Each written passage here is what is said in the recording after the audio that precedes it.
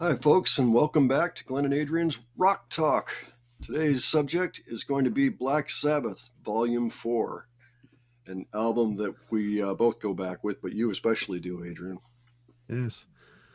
Yeah, it's been almost 30 years I've been listening to that album.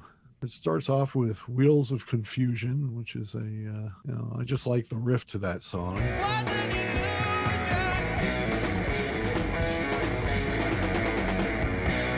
I was listening to that earlier today, and I noticed that the second half has there's a rhythm guitar part going through a Leslie speaker.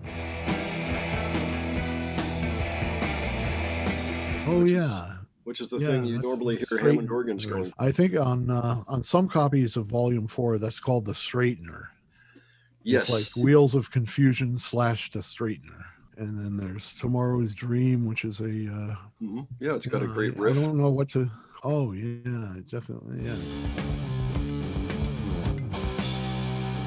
Garagey. Oh, yeah.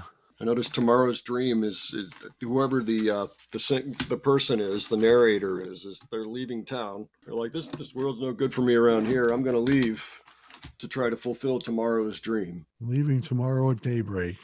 Catch the Yeah, fastest train around 9. I'm a getting out of here Yeah. and making it happen for me. So that's kind of it's almost bleak, but also has a kind of a go find yourself. Yeah. Yeah, I noticed Wheels of Confusion had some lyrics that were really bleak. Try too hard and you'll still be a loser. The world will still be turning when you're gone. Yep. uh, Yeah. Geezer does kind of move back and forth on. I mean, these are Yeah. great words for this. He writes most of the lyrics, I think. Yeah, Geezer I does. mean they're great words for Black Sabbath. Yep. For sure. I'm a little ashamed of, but not really to say this, but I usually skip over changes and FX. Oh yeah, And yeah. Well, changes. changes. It's certainly a change of pace. It's not anything Oh, yeah. close. It's like the first power ballad almost. Tony on piano.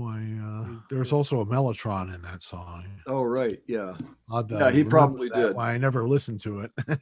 But, He probably did play. It sounds like the same keyboard player playing it. Yeah, the thing that struck me when I first heard it years ago is it's actually pretty rudimentary piano playing that he's doing. Like he's oh playing yeah, it, but it's pretty you rudimentary. can tell by listening to it. He's Yeah, but you know, it works for what they're it trying to does. do. It is successful there. I know it's not necessarily everybody's cup of tea, but I think what they were going for, they achieved. And that song FX, I mean, it's Tony like himself calls the song a total joke. The yeah, way they came up with the idea for effects was that I guess they had been smoking some hashish, and Tony started playing his guitar. His cross somehow hit the strings, oh, and they found the sound so pretty interesting. So they, he's like this probably on the floor or on the on a chair. It's like, yeah, hey, your cross is hitting the string.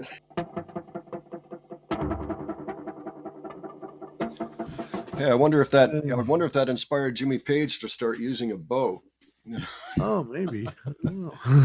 But Found objects on the strings. yeah, so what they did is they basically took his guitar and just started throwing stuff at it, and they put it through echoes and all sorts of other effects, and Okay. that's the song effects. Okay, that makes sense. But then they come to the next song. Yeah, Super hot. yeah, Supernaut. This is one song I've known really well for a long time because I was playing with some guys in Holbrook, Massachusetts, and we played numerous Zeppelin and Sabbath covers. That was almost exclusively all we played was Zeppelin and Sabbath. and, Oh, and sounds like a good band. anyway, so that always brings me back. And actually, the guitar player I used to play with passed too early, about 10 years ago.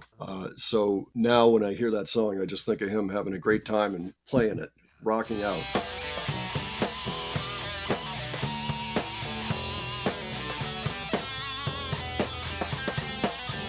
It was just a power trio, unless we had a singer in there. Yeah, good times. Oh And yeah, and who doesn't love this song? I know John Bonham loves this song. yeah. Frank Zappa liked the song. Oh yeah. It was one of his favorite songs, I think, or something like that. Yeah, Favorite Sabbath song, I'm I, pretty I sure. think that's the same story with Bonham. I think this was his favorite. So yeah, that brings us to Snowblind. That's Mhm. again what the album was originally going to be called. The record company wouldn't have it, so they called it Volume 4. This song, I mean, it's kind of obvious why they didn't want to name the album that. And some people were kind of bent out of shape about it, about a song about cocaine or whatever. Well, I mean, the fact of the matter is they were all doing lots and lots of cocaine through the sessions. Yeah. And I read somewhere they were like getting speaker boxes full of cocaine at the yeah, studio or it was something some like that. ridiculous amount of really high grade cocaine. I'm afraid of it. Yeah, me too. No, I Yeah. mean it was causing problems. They were kind of falling apart for a while, but somehow they managed to pull this out. And Yeah, this was a very good album for them. I think this was And the one where they painted Bill Ward gold one morning, Gold. Yes, I read about that. which almost killed He him because almost, yeah, yeah, you can't paint an entire body because your skin is a breathing, yeah. so you cover it up, and that's bad. It could fail, and you know, not good. Cornucopia. I know Bill was afraid he would get kicked out of the band for Cornucopia because the day they were recording it, I guess he had taken a lot of whatever he was doing. Maybe he drank a lot. Yeah, they were trying to record it, and I guess it didn't work out. Or he says he hated the song, and there are some patterns that were just horrible in Cornucopia. This is Bill's words. I Oh. nailed it in the end, but the reaction I got was the cold shoulder from everybody. Frozen food in a concrete maze. Well, it's a Yeah, funny thing with musicians. yeah, Sometimes you think you hear something and you think it sounds terrible, and then you listen to it later and realize, oh no, that actually did work. That worked well. yeah, And that happens. So maybe that was a case of that happening because I didn't really hear anything I wrong with his think drumming. yeah, the impression I get is that this was all in Bill's head anyway about Yeah. him about to be fired or anything. Another possibility, yes. Yeah. The next song would be Laguna Sunrise, which is a composition by Tony Iommi. And Hmm. With an orchestra. yeah, yeah, he had an orchestra in there. Great song. I love it. I tried It's an to acoustic. cover it. I didn't have a acoustic with a pickup at the time or anything. Yeah. But yeah, good He track. was up all night and watching the sunrise, and that's when he wrote Laguna Sunrise. So that takes us to Yeah, Saint Vitus Dance. yeah, that's a good song. So you think you know what's going on inside her head. You think she wants your money, but it's you she wants instead. Oh, well, that would be good, right? Sounds like words of encouragement. If I were you, I'd try again and try and make amends. She only thinks of you. I'm talking as a friend. It's actually a pretty nice message there. I think. We will we will have to book this band for our next church social. Yeah, so that takes us to Under the Sun. I noticed that's a phrase that never actually it's not in the lyrics. And, But it sounded like a big repudiation. I don't want no Jesus freak to tell me what it's all about. No black magician telling me to cut my soul out. I've opened the door. Now I mind my destiny, which I found interesting because it's Geezer's lyrics again, and Geezer's the same guy that wrote all the lyrics on Masters of the Universe. Masters We of had Reality. Master of the Master of Yeah. Reality. There is a Masters of the Universe by Hawkwind. Yeah, I know. I know. That's probably what I was thinking of. Another great track, kind of a sludge track, for at least at first. I love the beginning of it.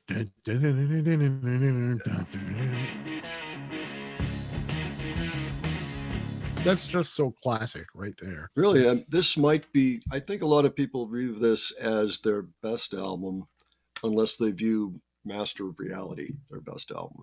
I think I might agree. Yeah, Like, it's a pretty popular album among Sabbath fans. mhm. If you don't know about Sabbath, you might not hear about an album like that. It's one of the privileges you get when you become a Sabbath fan. Yeah.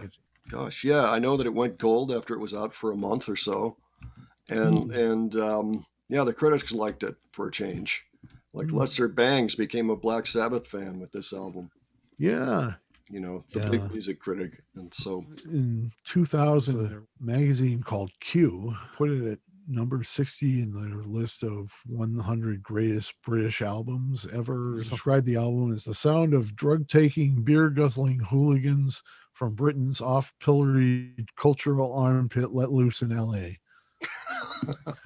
Well, So I yeah, guess okay. That's pretty backhanded compliment. he could have been a serious fan, or he could be somebody who didn't like the band at all. You could have decided, who are these freaks? You Yeah. know, he sounds like he's a fan, but maybe not completely impressed with the whole rock star lifestyle. I wonder if he made friends with the band with that, or if they were like, oh, okay, all right. He either hated them or really liked them. Yeah, maybe a little of both. I think a lot of people weren't sure what to make of Black Sabbath at the time, but those who liked them really liked them and put them right there almost with Zeppelin in contemporary times. You know what comes to mind too when I think of Volume 4 is C sharp. C Tuning sharp. the guitars in C sharp instead of E. Yep. And, I think they did that for all the songs this time. Back in those times, guitar strings, they didn't have light gauge guitar strings back then. Oh, really? Yeah, So that's how you got light gauge. Heavy gauge. And it probably hurt his fingers while he was trying to play that because, he had the prosthetics fingers. Yeah, that's right. And, so Boy, tuning down to C sharp helps with that a bit.